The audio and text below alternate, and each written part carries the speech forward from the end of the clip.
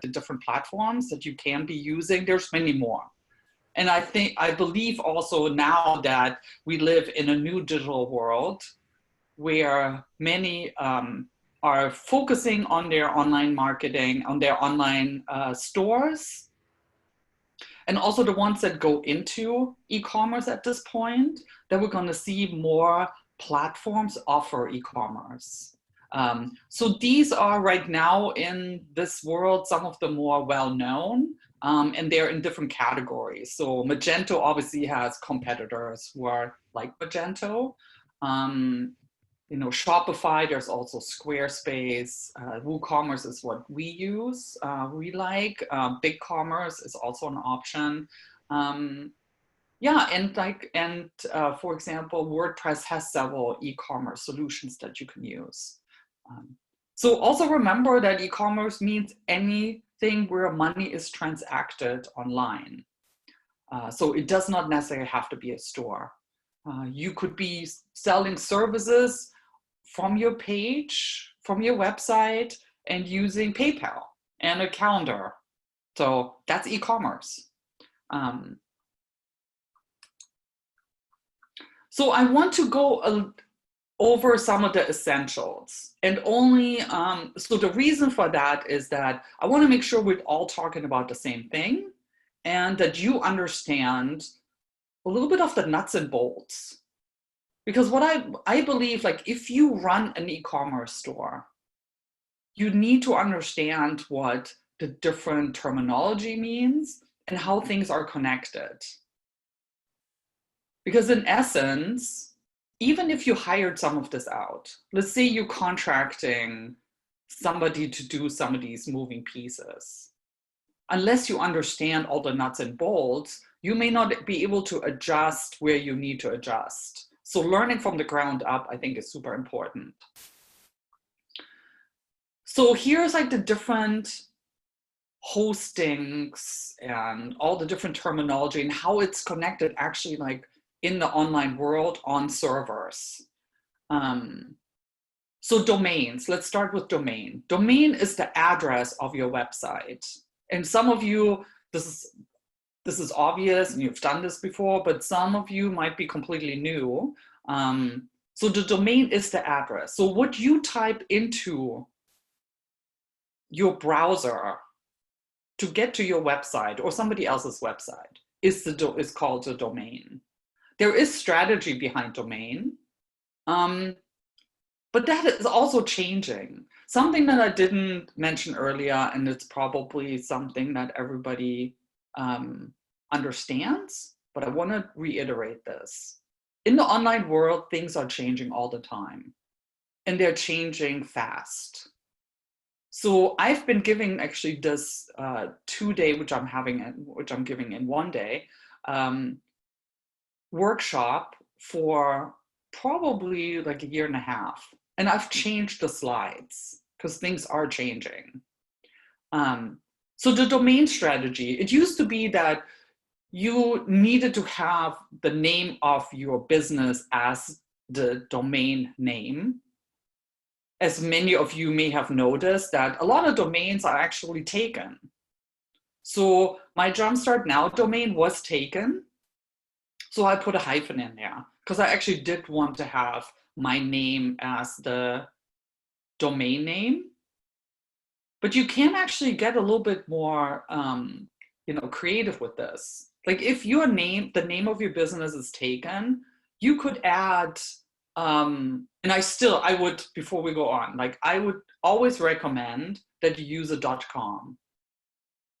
I know that some people use .net, there is .info, there's .edu, there's .org, there's so many endings, but it has not changed yet that .com is the most important. So if you can find a way to secure a .com, I would highly, highly recommend that. The other ones, I mean, some, .org has been taken by a lot of the nonprofits and other organizations. the reason why some of these others were created is because there is a fear that we're running out of .coms. So if you are a local, well, online, you're not necessarily a local business, but if you want to put in, for example, your industry into the name, or add something to the name so that it can be secured, maybe there's an abbreviation you want to use. So you can go on GoDaddy.com. It's probably the most common place to purchase your domain and register it, and just play around with the name and see what's available. I think GoDaddy still also gives you other options. People are in the business of selling domains. So anybody can purchase a domain and then sell it. So your domain might be available if you wanted to purchase it. It can be costly. I contacted actually the one who was sitting on the domain, the company that's sitting on the domain that I wanted, and they wanted something like $20,000. And I made them an offer, but they didn't accept the offer. So nobody has bought that yet. But that doesn't mean that somebody wouldn't buy it at one point. That's why they're doing this. So the website is registered at with a company that registered domain. One of the most popular ones is GoDaddy. There's others. You can look them up online. And you register a domain for, I think, up to 5 years. A lot of times people do 2 years, and then you get to renew them. If you do not renew your domain, it becomes available to everybody else to purchase. I don't know if anybody's heard that story. It is a true story. I think it was like 2 years ago. Google did not re-register their domain. And who knows, there could be somebody's credit card expired, who knows. But actually the name google.com was available and somebody purchased it, and Google obviously bought it back from them. So it can happen to the best of us. So make sure that you actually pay attention when your domain registration is up and that it's being paid for. It's not very expensive. There's website hosting. So if you think of a website as software, right? Actually, websites are databases, database software. It needs to live somewhere. So the software in itself it's not visible anywhere. It has to be hosted. So that software has to be hosted. So there's website hosting businesses out there. GoDaddy actually does hosting. There's HostGator, there's Bluehost, there's many, many different ones. I've had really great experience with people like Bluehost. HostGator does a really good job. So, but there's many of them out there. And then there's the email server. So the email server is important if you have an email that includes your domain. So for example, the email that I'm sharing today is eCommerce@JumpStartNOW.com. JumpStartNOW.com is my domain, right? So that email is attached to it. It's actually a Gmail for business. And the reason why I'm breaking all these down, if you go on Shopify today, they will sell all this to you in a package. If you leave Shopify or if you go somewhere else, you have the choice to keep them all separate. And no matter what, my advice is to keep it all separate, because you never know what kind of move you want to make with your website. Untangling all this is rather painful, and I've seen it many times. Email breaks, it's down for some time. Shopify or Squarespace might be the place where you registered your domain. It's much more difficult to point your domain to another hosting site that is not Shopify or Squarespace if you don't have it with a third party. Mine are all on GoDaddy. I can redirect my domains to any kind of hosting server and site that I want to direct it to and be up and running pretty quickly. So SSL certificates are currently required by Google for them to show the secure page. If you go to a website and it says not secured, that means they don't have an SSL certificate. So SSL certificate is securing the communication between the website and the user. So Google's made the decision, I believe like 2 years ago, that they would, that you would benefit in their Google search if you had an SSL certificate. And you will not be, you can't, I mean, I'm always surprised still when I go onto major websites and they don't have an SSL certificate.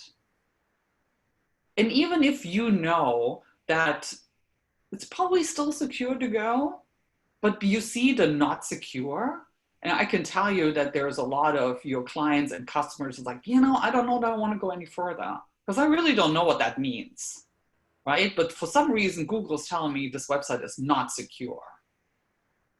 So you could lose all kinds of traffic, and Google is not going to show you high up in Google search with a not secure website if somebody's using a keyword to get to you.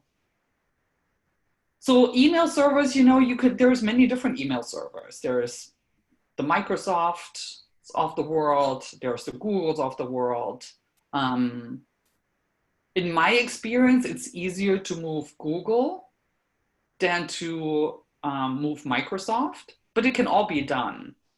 So you may have to talk to an IT consultant to help you with some of this. I've seen clients down with their Outlook when they're moving, repointing sites and everything, while the Gmail customers are usually up and running pretty quickly.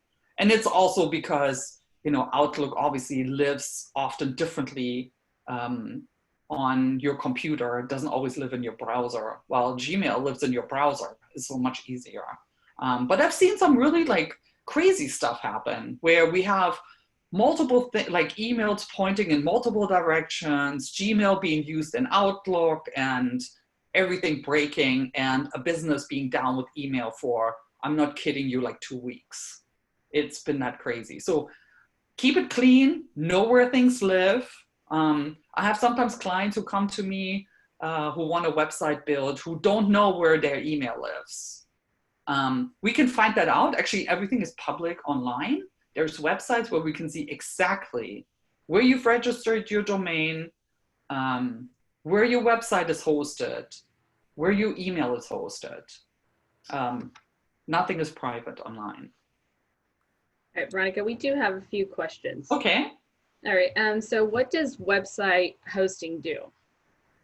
So it hosts, it's a server.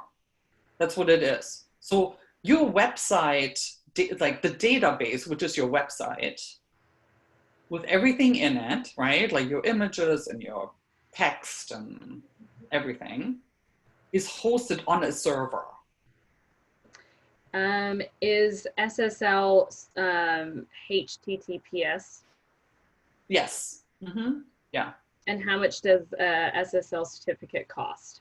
You know, they used to be super expensive. They're actually so much cheaper now. I think they're like, I've seen them like where we host our clients' websites. I think it's like $5 a month or something like that. They used to be seriously like hundreds of dollars. A lot of these hosts, like if you go to Bluehost, it's actually included in your hosting price. So that's why it's really astonishing that some don't have SSL certificates. But they could have old sites that have not been touched for a while. And so it's kind of like out of sight, out of mind, but it's not very expensive. So, you know, when you start fresh, See if the host is offering that SSL certificate. It's easy to apply. They can even do it for you. So I know that like GoDaddy, Bluehost, all these people would do it for you. And Shopify, I believe it's automatically SSL. They have an SSL certificate for everybody. I don't think you even have to select that. Last one, what is domain hosting email?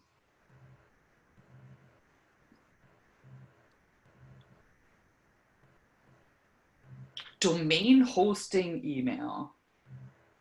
Domain. So domain hosting. So the domain host. Oh, because I have this up here. Domain hosting email. This is just to talk about, that we're talking about domain hosting and email. But actually, the domain host can also host your email. We see that with GoDaddy a lot. But no, this was just for me to remember all the different things that we're going to talk about here. So there is no domain hosting email. So it's domain hosting and email. Sorry about the confusion. All right, we have a few more questions coming in. What is a server? How can you wrap that up in?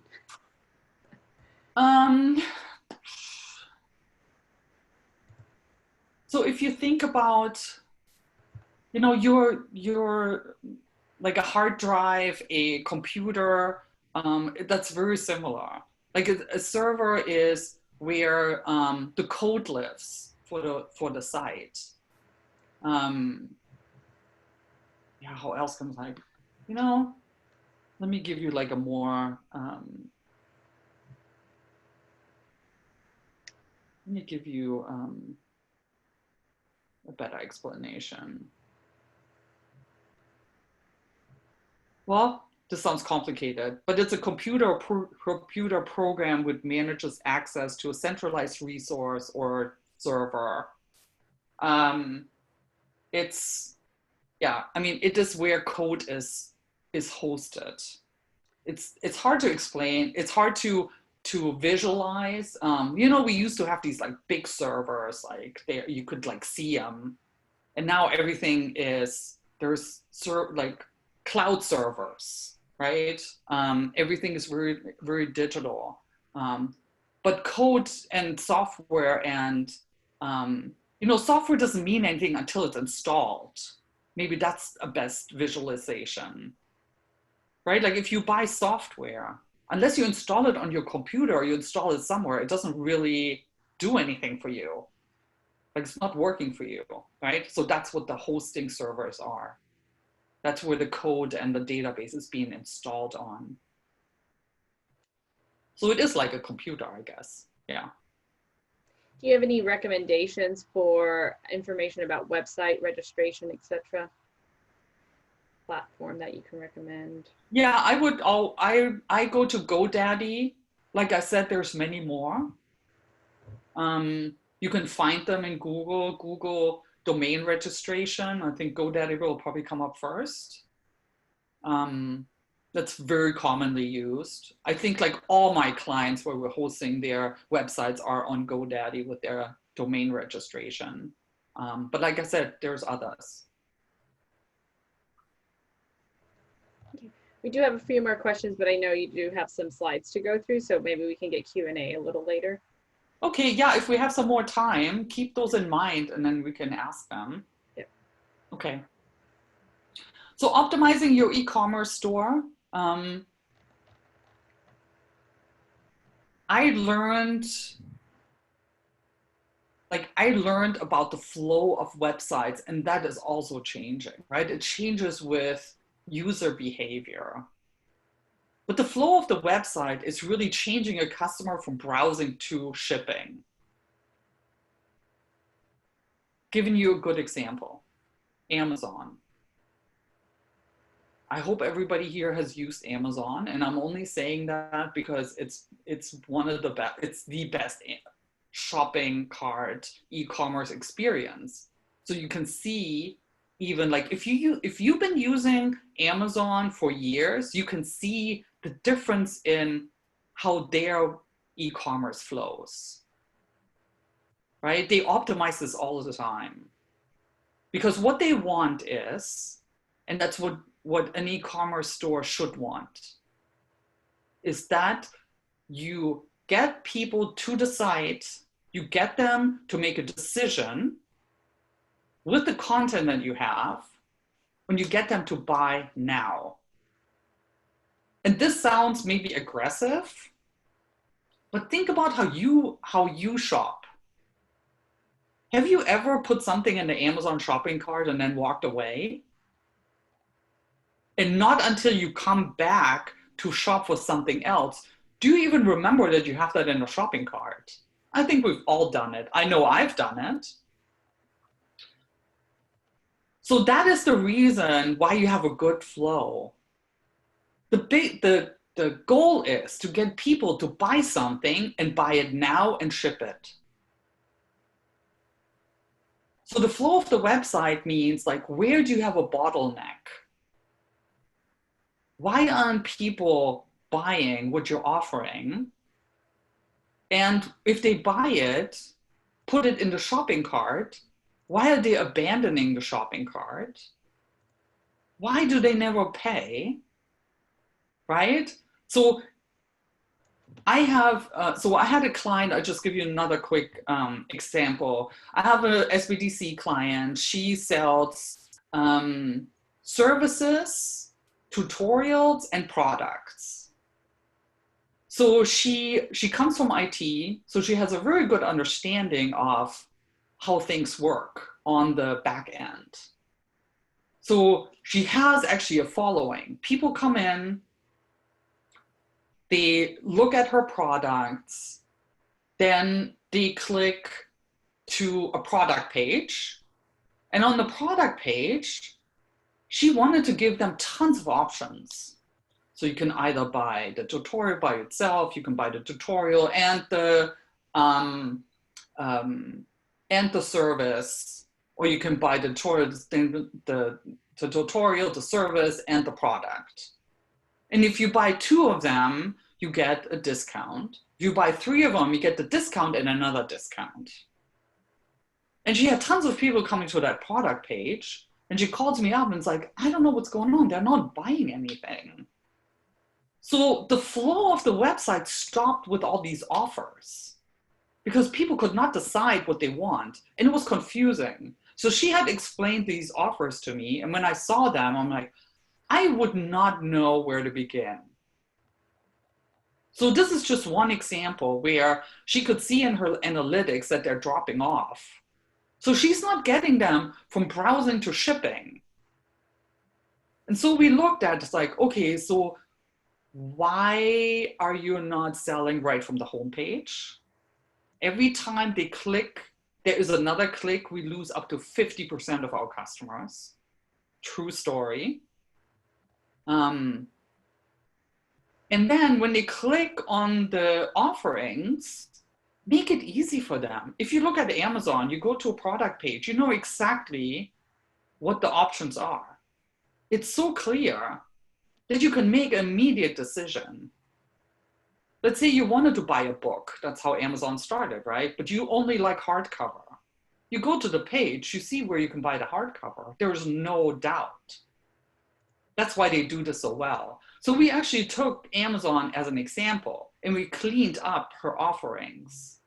And we made it so clear what people would want. And we made it clear what they would get and how much they would pay for. She immediately saw sales. Sometimes I see clients who want to explain everything through an informational page and then have them buy. But they were actually ready before they got all the information to buy. And then they couldn't find where to buy it. So now they're going to a page where it's like, where am I now? Like, I want to buy this. So I have no time. You click away. So that's what I'm talking about, flow of the website. Make sure there's an obvious shopping cart button. Again, that seems very common sense, but I've seen websites where you can't figure out like where your shopping cart is. And we do a lot of testing on we just did testing on a client's, they're a new client of ours. They already have an e-commerce site. It's struggling. So we did like a full test.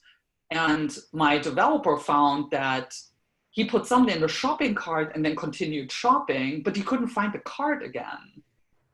It was not obvious. So we obviously are trying to find the cart and trying to figure out like what is broken here. But the customer is not going to take that time to find the shopping cart. They're just going to go somewhere else. It's really that easy. I had a client who was selling events. And he was a new client.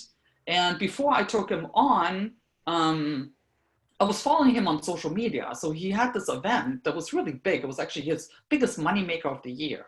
And he was running an ad with not an obvious button where to actually register for the event. So he had told me it's on his website. So I go to his website. I can't find it there either. He said it's on Eventbrite. So I went to Eventbrite. I couldn't find it there either. So it took me probably 20 minutes to figure out where to buy this event.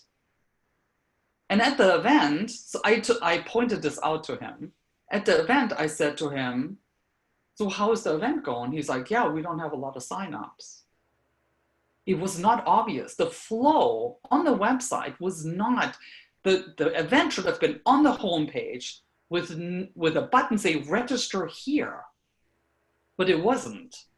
So think about that. If you feel like you should be getting sales and you're not, then the flow of your website is not ideal. That's why we have analytics, and we're going to talk about that. Visible checkout button. I see that a lot, like on clients' homepages, where they have on the homepage maybe their featured items, but there's an info button. So what if I wanted to buy right now? I don't want info. Like I have all the info I need. I just want to buy it. There's no obvious buy button. Then you click to the info page, and maybe the buy button is at the bottom of the page. At that point, you've already lost me. Like I've lost interest and I have no patience. So think about that. Where is that checkout button? Sometimes when I look at my client sites to help them optimize it, sometimes I make suggestions like, what if you had a buy button in 2 places, right? Maybe it's a long page. People don't want to scroll back up. So the buy button, the checkout button should be at the bottom and it should be at the top. Maybe it should be even one more in the middle. You want to give your customers the chance to buy. Again, changing customers from browsing to shopping. Yeah, transferring user to cart, that's exactly what we're talking about, where we want to get them into the shopping cart. And if you've noticed, when you're in Amazon's shopping cart, you know, it's really tough to come back out. For example, I use Amazon Fresh. So in Amazon Fresh, I put everything in my cart, all the groceries. Then I go to checkout. At that point, they offer me to add things to the cart that I've purchased in the past, that I might have forgotten. But they don't let me go back to the site, to the full site. And there I can like, no, I got everything. Or it's like, oh yeah, right, I wanted to add this. So I can add it right there. It's like, they're putting you through a funnel where they try to not have you go back. Because honestly, a lot of people then leave the cart to go back and then they're being interrupted. And then they never checked out the cart. That's not what they want. So when you ever like annoyed why you can't go back to the site, it's because of that. They want you to buy it right then. And then you can't figure out to get back to the site. And it's like, oh, you know, I'm just going to check this out now. And then I'm going to go back and see if I want to buy something else. That's the goal. So you go, you select where this ships to, what credit card to use, and here you are. You're already checked out. Also have clear list of items in the cart. And I've seen this before, where people have multiple items, for example, in there. Maybe they click the buy button twice, but they didn't mean to actually buy two. And it's such a hassle. I was like, oh, I didn't even see there's two. So just make it very clear what they're buying. Because that's a customer service nightmare. People are angry because it wasn't clear to them. Maybe it just said the name of the product. Maybe it didn't even say the units. And suddenly they have two. I'm like, why did I get charged double? So when you next time are shopping online, pay attention to some of this. It's very eye-opening how e-commerce stores work. And some of them do an amazing job, and some of them could use some help. So, and then you see what to do and not to do. And you can always adjust, obviously. Do we have more questions before we go to search engine optimization? We do. So, okay. How do you get SSL certificate? Oh, you will do that through the host. They offer that. Okay. Do you have any experience with Soho Mail? Soho? Mm-hmm. I had clients that have used that. I do not. I know that they do so much more than just e-commerce, but I do not have any experience with that app. My clients liked it. That's all I know. All right. Someone's using Wix for their website. What are your thoughts on that? Does Wix have an e-commerce solution? Probably do. It was more for the SSL certificate is included. Oh, so. The SSL certificate is included in Wix. I have a lot of clients who do use Wix. And some of them like it and some of them don't like it. I think it's a very basic solution. The one thing that I would say is when you make decisions on what to use, the more you can actually create a modern mobile responsive site that you think you can be proud of, then I think you have the right, you have at least the right beginner platform. So, I'm like 50-50 on Wix because some of my clients actually like it and some have built some really nice sites and others are struggling with the program. So that's all I can say. I think it's not as user-friendly if you build your own site than, for example, Squarespace or Shopify. And the same goes with like GoDaddy has a web builder. That one is also seems to be difficult to use for beginners. All right, we've got another one. Is having domain server email important? I have a Gmail right now for my business. Do you have a Gmail that, so if the Gmail is the business Gmail that has actually a domain name at the end of the email, right? Like it could be your first name and then your domain name. I would always advise that because that legitimizes you. Otherwise, it always looks like it's a personal email. All right. Someone's asking, we use WordPress and Woo eCommerce for our website. Why does our webmaster need constantly updated plugins, etc.? Oh, so they're using WordPress and WooCommerce probably. Well, plugins are, so if you think about, apps on your phone, they're actually updated a lot, right? So the software is being updated based on different fixes, different um, software adjustments. For example, there's plugins that no longer work with the newest version of WordPress, right? So if you update WordPress, then you have to update the plugin. It's the same with your phone, right? Sometimes with the new iOS, one of your apps may not be working correctly. So what they do is they push an update, or they even tell you, this is no longer working. You have to download a new app. And that's really what plugins are. So that's common. Like we actually, the ones that we're hosting for our clients, we update plugins once a week.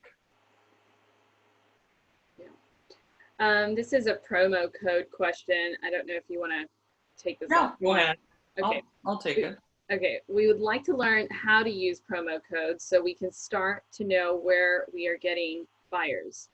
We'd like to learn more about promo codes. For example, we noticed that they don't seem to be to clear off once they've been used.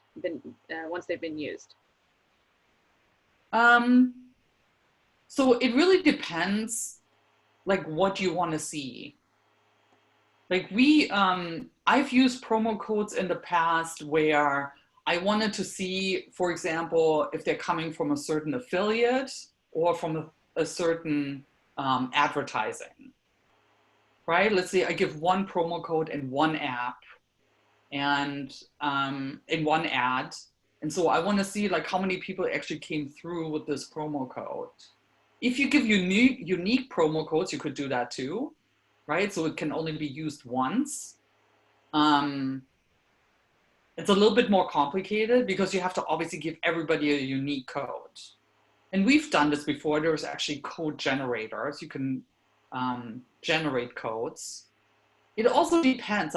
So one of the biggest nightmares with promo codes is if they cannot be copied and pasted, right? If you have it like, let's say you sent out a postcard or something, or you're in some magazine and there's a promo code and people type it in, it becomes a nightmare. Zeros look like O's and I's look like ones.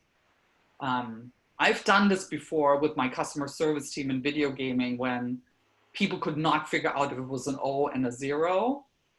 Oh my gosh, like we had thousands of people in customer service. So think it through, but test it. Test it if you see what there's not much that you can lose with that. I don't know if you're giving like 10% off or something. Test it out, and if that's helping you. All right, a while ago you mentioned that domain host email information for your website is public. Where would I go to see this information for a website? So there is a website link. I have to find that. But it actually shows from like everybody's domain and all the information. If you email me at eCommerce at JumpStart-now.com, I'll send you the link. And Veronika's email address is in the chat box. Yep. Okay, great. All right, we still have lots to go through. Search engine optimization for e-commerce. So search engine optimization could be its own full day webinar, seriously. For a lot of people, like search engine optimization seems very overwhelming. I actually personally don't think it is that complicated. There is a content part of it. There is a back-end software part of it. And there is what else is out there. So there's a lot of things that you can do on your website to make it search engine optimized. And we're not talking about content now. We're talking about like the actual running of the software. So we just changed servers to a really high, like high-end new technology server that serves websites faster than most other hosts. And the reason why we're doing it is because it helps our clients' websites and search engine optimization. One part that Google is looking, so when we say search engine optimization, we're really saying to be found on Google. So Google likes fast loading sites. So if you're working with a web developer, have them tell you how fast your site is loading. It should load in like seconds, like in the single digits, right? The one that we're using is pretty savvy because it loads the website before it loads all the images. So by the time people scroll through it, the images are loaded, but it doesn't keep the site from loading all at once. There are some servers out there that still load all at once. So if you have, if your site is heavy with images, it will definitely take longer. Content. What we talked about earlier today in marketing copy is also search engine optimization. That's where you have your keywords, key phrases. So when people put in a question into Google, the answer is on your page, right? Your keywords should be everywhere on those pages. They should be, you should rename your images. There's so many things that you can easily do search engine optimization. We're talking here today only about search engine optimization for e-commerce. So include an About Us section. It gives you more words on the page that you can heavily use with keywords. Make sure that you have search options on your site. Your marketing engagement is actually search engine optimization.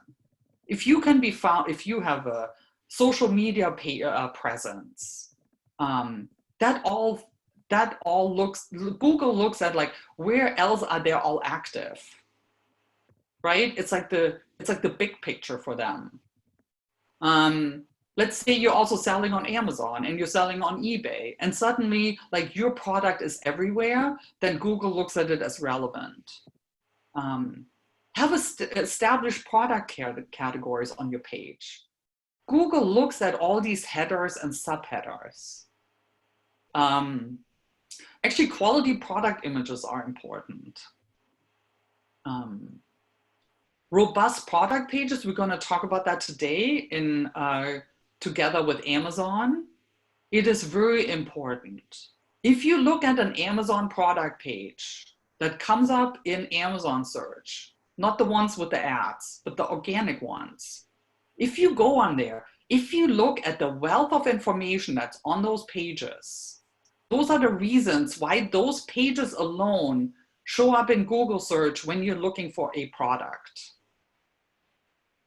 And when you look at it, you're probably like, how am I gonna write all this content? But it is powerful. That it is powerful. And I'm not saying it's easy. Like we write, like at JumpStartNOW, we write product pages for our Amazon clients, and it takes a while. It's what's working, what's not. We have to figure out like, what are people searching for to find that product? What are they asking? And then we actually like, we tweak those pages all the time. Product titles.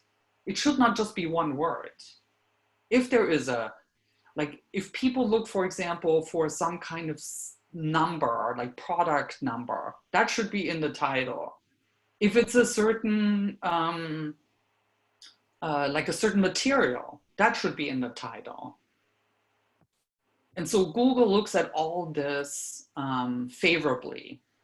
So think about all this. This is actually for WordPress, but the website is super interesting. It's called Yoast SEO. It's YOAST SEO. They have amazing blogs about search engine optimization for e-commerce. So I would encourage you to read some of this. I love search engine optimization, so I read about it a lot. And You know, it's again, like this one is always changing. But I can tell you one thing, like even if Google changes their algorithm, they always love content. So it needs to start with really solid content, marketing copy, product descriptions, all that, because that will not change.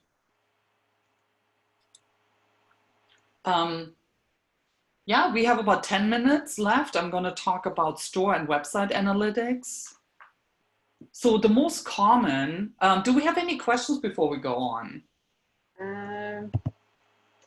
Yes. Okay. Okay, so what shopping cart brand platform does Amazon use for all the functionalities? That they have? Yeah, they have their own platform. So they don't use a third party at all. So they have their own proprietary platform. The nice thing about that is obviously because they can do whatever they want, right? They have departments of people coding, looking at analytics, making changes to that website. I can tell you that they're making changes to that website of like Amazon.com every single day. Like they have like teams of this. That's why we can learn so much, because they live by the analytics. When I was in video gaming, I worked closely with one of the major game publishers, and it was their first e-commerce site.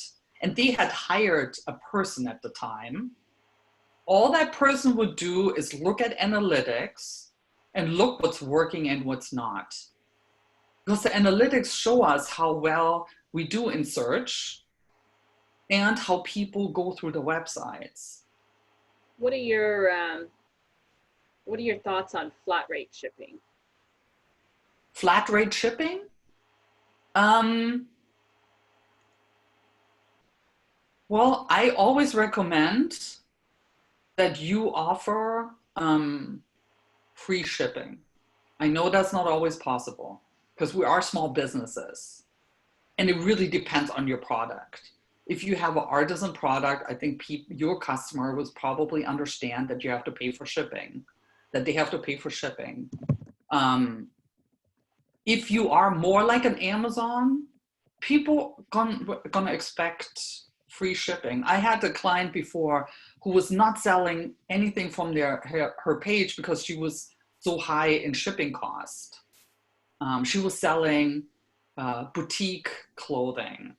And I told her, like, you need to come up with some kind of free shipping model. And she actually did. She came up with, you have to buy more than $50 worth or something like that to get free shipping. And then she had to put some, calculate some in her price. What Amazon is doing is really also dictating how we work online. I mean, that's just a reality. But you will know your customer better, and you can try different things. Like you could actually do if you believe your customer doesn't care about that and they would pay for shipping, you could try, a week on shipping and week on free shipping and see if it makes a difference. You can also do A/B testing. All right. We have customers telling us our website is slow to load. How do we improve that? There's no easy answer to that, unfortunately.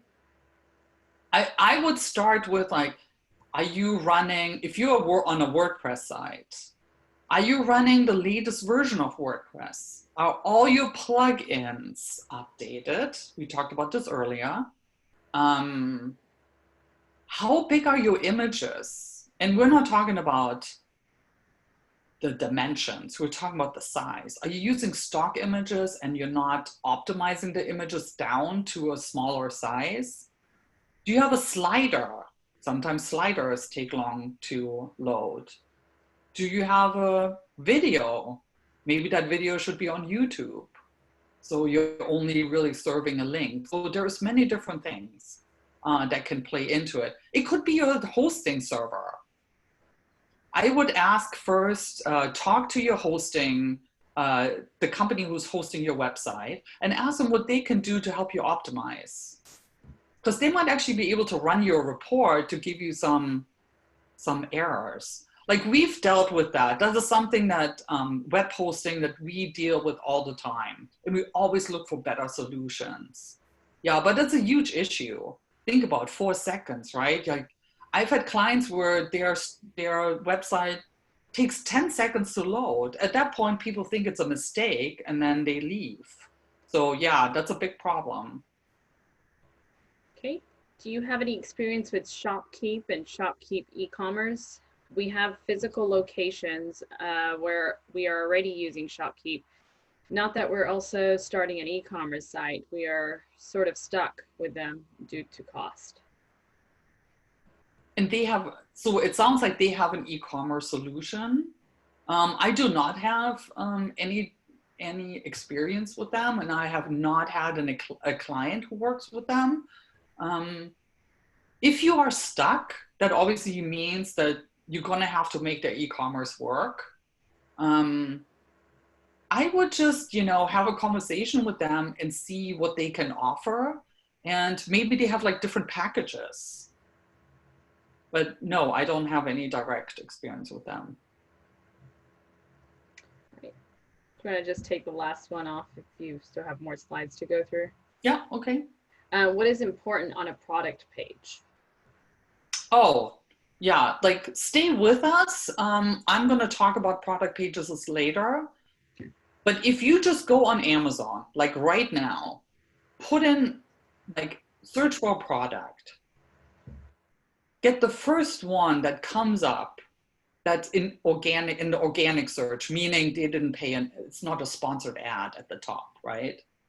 See what what they have in their product pages. It is tremendous. And we're actually going to be looking at a product page later on. Amazon, they do so many things well when it comes to e-commerce.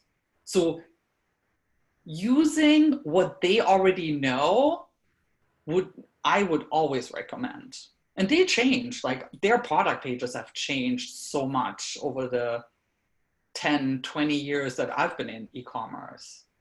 And they will be changing. So yeah, I mean, look at that and then you can take that as a framework. Did you want to go through Q&A still, Veronika? No, let's do, we're almost to the end and we haven't even talked analytics. Okay, analytics. I'm going to go 5 minutes over if everybody is okay with that. If you have to leave, we understand, obviously. So analytics could be seriously like a whole day. But I want to talk about like why you need analytics. What's important is you want to understand your traffic numbers. Like how many people are coming to your store? Because if you're looking at like, well, I only got 3 sales. Okay, that's good information, but how many people actually came? If only 3 people came, that's actually pretty cool that you got 3 out of 3, right? Let's say 1 million came and you only made 3 sales. It's like, So analytics tells you something. Your store conversion rate, right? How many people came? How many people actually purchased something? What's interesting is revenue by traffic source. One of my clients, he's very active on Instagram. Most of his, I think 90% of his purchases come actually from people from Instagram. And so I said to him like, okay, so think about that. Where should you be putting most of your efforts to sell product? Instagram, right? So that's great to know. Device type is good to know. If you have 90% on a mobile phone, you need to make sure that it's easy for them to purchase something when they're on their mobile phone. Shopping cart abandon rate. How many people put something in the shopping cart, but they never check out and pay? That means abandon rate, right? They left. I had a client, we were looking like, he said like all these people are putting something in the store into the cart, but they're never paying. They're never actually like closing the sale. So I said, you know, there's something that's probably not right. Like, what are they seeing? And he's like, well, I don't know that they're seeing anything that I would know about. I'm like, well, why don't you test it? And come to find out, actually, there was a problem in shipping, pricing. He was saying one thing, but in the shopping cart, it was a higher price. So people left. So there's usually something not right. It just tells you that there is something that you should be looking into. New versus returning customers gives you a good indication how many of your customers are coming back to buy something else and how many new ones you are acquiring. If you only have returning customers, which is great, but you obviously have an opportunity to acquire new customers. The analytics would show you this. Average order value, how much are people actually purchasing? Are they purchasing more than one product? Revenue by product, like what is your most important, like what is your most popular product? Had a client who had products that he was featuring on the homepage. There was like 4 of them. And he has like hundreds of products. And I asked him, like, are those the most popular ones? Like, are they the highest revenue by product and the highest units bought? And he's like, no, they're not. And I said to him, like, why not? Like, if this is what people really want to buy, you should be featuring this. So these are all like analytics in itself are just data. You have to put the 2 and 2 together and 2 and 3 and 4 together, like what is going on. It tells you a story and you need to figure out the story behind this. So this is, and this is hard to see, you're going to get the slide. This is just very basic, and I think this came actually from Shopify. I captured that a long time ago. So it shows you how many customers came in the last 30 days, how many total customers in a certain time frame, what was the total sales, how many reached checkout in the last 30 days, which is interesting, 190 compared to 183. So some people click to check out multiple times. So these all tell you a story, and this is just super basic. In analytics, you can see so much more. So you have to also think about, like, what do you want to see to tell you the story? Like, for example, what we had earlier, that question about promo codes. You're going to want to look at this all the time. It's like, why are, you know, let's say you gave 1,000 people unique promo codes, and then out of 1,000 people, maybe only 50 actually redeemed the code. And so that tells you a story, like, why did people not redeem the code? Like, was the promo not what they were expecting? Was it going to the wrong people? Right? It all tells you a story. So just seeing the numbers might not tell you as much as you want to know. So the same with Google Analytics. It's very similar. Google Analytics is for websites, and it can tell you a lot on that website front. Again, traffic, where are they coming from? If you want to, so location of visitors is important if you were able to go beyond, for example, the United States. So I have clients who sell internationally, and I had one client where Brazil was actually, there were a lot of visitors from Brazil. And so the question was, like, could he be actually facilitating sales to Brazil? The demographic of visitors is often interesting. It tells you a story. Don't take analytics as just face value, because there's always a story behind everything. What pages are they viewing? How long are they staying on pages? The website abandon rate, right? Like, how many people come to the website and click away after a couple seconds? How much time are they spending, and where are they coming in, right? Like, your product page does well if people come straight to the product page from Google.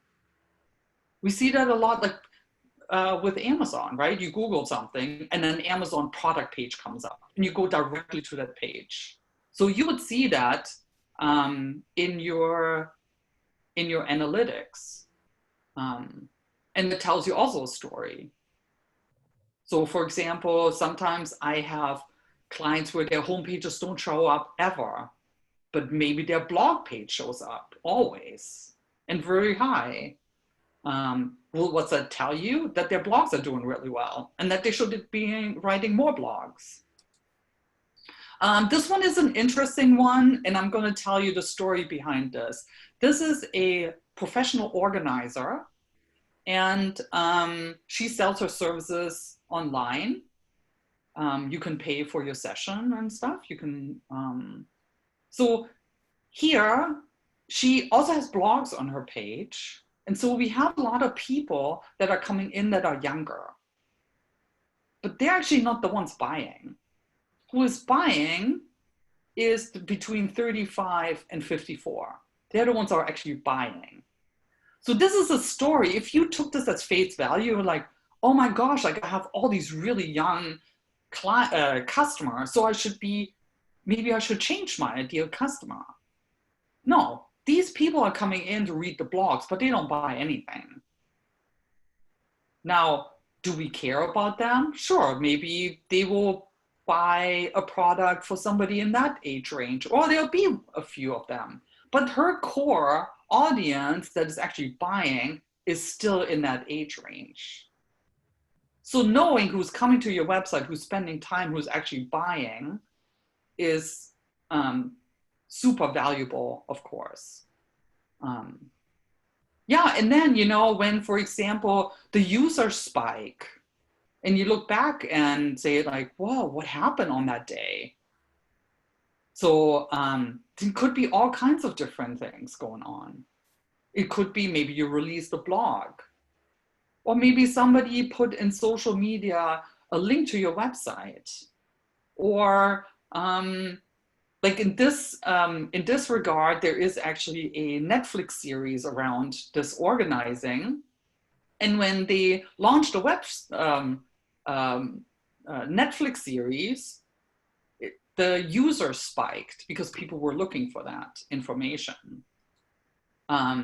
This is something that is available for WordPress, but I know that some of these other platforms have something similar. I love this, by the way, like I live by this. This is analytics that shows you how well your site is doing in search engine optimization. So it changes also when Google algorithms changes. So the concept is a traffic light. If it's red, there's a problem. If it's orange, it needs improvement. If it's green, you're doing a good job. And it actually says here, good job. So it might tell you that your keyword that you're using to be found on Google is not mentioned at the top of the page. Or it tells you that maybe you don't have enough words on the page. Maybe it tells you that the images don't have alt attributes, for example, like there's no keywords. Maybe the images even have file names that are just numbers. So it detects everything. So I used to get so obsessed that I wanted everything to be green, and that is really difficult. Because sometimes it's almost like using a GPS. You have to be also real about it.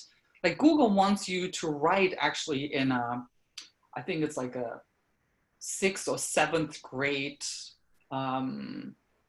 for a 6th or 7th grader, like for a 7th grader or something like that. But if I'm business to business, I know my audience, I can use, you know, college level writing, right? If my ideal clients are highly educated. So, you know, knowing your audience, and then you say like, yeah, no, I know that they want me to like, I'm writing too, I'm using too many big words, but I know why. So I'm going to just disregard that. Yeah, so whatever platform you're on, if you are on WordPress, this is Yoast SEO. I talked about that earlier. There's a plugin, it's actually free with the first keyword, and sometimes you don't need more than that just to play around. Have your web developer or you download it. Yeah, you can see right away like what's going on. It's very cool. Yeah, we are at the end. And I know I went over and I apologize for that. Preet, are there any questions or anything that we want to mention before we go to our next break? I'm going to go ahead and share your email address and the sign up link. I know, I mean, we got through 40 questions. We still have about 18 questions left. I mean, I think they can email you. Yes. And they can definitely get some more one-on-one questions answered that way. But no, I don't have no other announcements besides we're going to take a break and you, everyone can stay on. Okay. Just going to stop the recording here.